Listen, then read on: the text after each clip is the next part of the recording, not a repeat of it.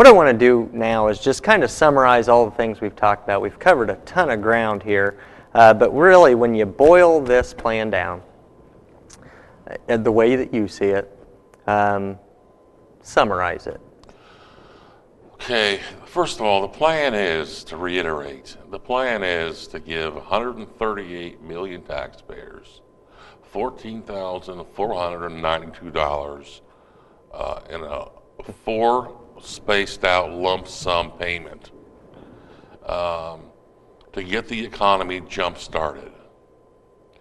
There's going to be 2 arguments against this plan.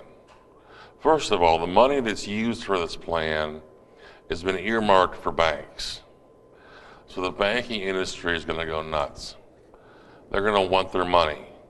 But what we've seen in the last 18 months is that banks have taken their money and they've bought other banks. They haven't made loans. In fact, they're afraid to make loans right now. Markets are tight.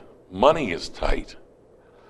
If you give the money to the people, they will have enough for a down payment to be approved for a loan, and that will help banks make loans that are more secure, that will help their bottom line as much as it will help the consumer who gets the car or gets the house or gets the hot tub. Secondly, the second other argument against this plan is that it will be highly inflationary. This, I don't think, is a problem for 2 reasons. One, if we spread out the payments, people will be very wise with their purchasing. They won't spend it all at once. They'll be careful with their money because consumers are careful with their money. I would argue that consumers are a lot more careful with their money than the government is. Let's bring that into perspective. My wife goes in to buy groceries, and she's got macaroni and cheese on her list. The average consumer is going to go in and they're going to look at the shelves of macaroni and cheese and they're going to compare prices and might buy this one because it's 20 cents cheaper. When we talk about spending more efficiently, that's what we're talking about, isn't it? Right. So it's really consumer driven on what products get sold. I don't know about you, but when I drive down the street, I look at street corners and I compare gas prices from corner to corner, and I go to the gas station which has the lowest price. And I don't think I'm alone. That's what smart shopping is all about. Right, and that's what the average American consumer does. It does with the money they have. And if you give them more money, they will continue to spend it wisely because it will be their money. Milton Friedman, the great Nobel laureate economist, once said that there's a couple of different ways of spending money. One is you spending your own money. Then there's somebody else spending your money. Then there's somebody else spending somebody else's money. And how when somebody else spends somebody else's money, they're not efficient. And that's government.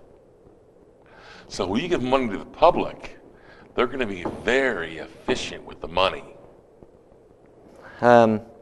Not only are you an expert in economics, but you're an expert in political science as well. You've got a degree in political science, a PhD in political science, is that correct? Another common sense question, I guess, from your perspective, what does it take for those leaders in Washington, D.C., the ones that make the decisions on how this money is spent, what does it take for them to hear what we're saying? Well, it takes a groundswell of support for change. People have to get the word out. This is what they want. Politicians only make decisions when they're forced to. There's always a great tendency. Are you familiar with the word inertia? Sure. Okay, Newton always talks about inertia, talks about how things that are at rest tend to stay at rest. Sir Isaac Newton. An object in motion remains in motion until... Motion. Okay. Well, politics, most of the people in D.C. are at rest. They are in office, they're happy, they want to stay in office. The only way you can make them change is to make them uncomfortable. By writing, by calling, by doing marches. Those are the ways you let them know you want change. And when you have a big enough number that wants change, there will be change. Would you encourage our viewers or anybody watching this, get involved by maybe going to the website and just doing something as simple as, hey, clicking the button, I agree with this plan. Right. Is that where we start this? Is Sure. that the grassroots Sure. effort that we need? Absolutely. Well, we're planning a trip later this month, go to Washington, make our voices heard on this.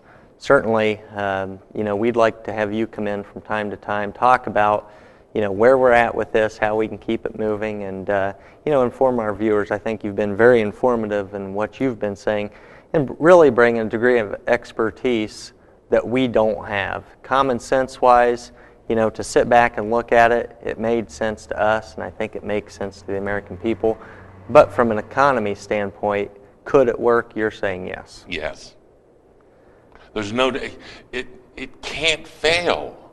Not only can it work, it can't fail. You give $14,000 to every taxpayer in America, and I guarantee you they're going to spend, and the economy will get better.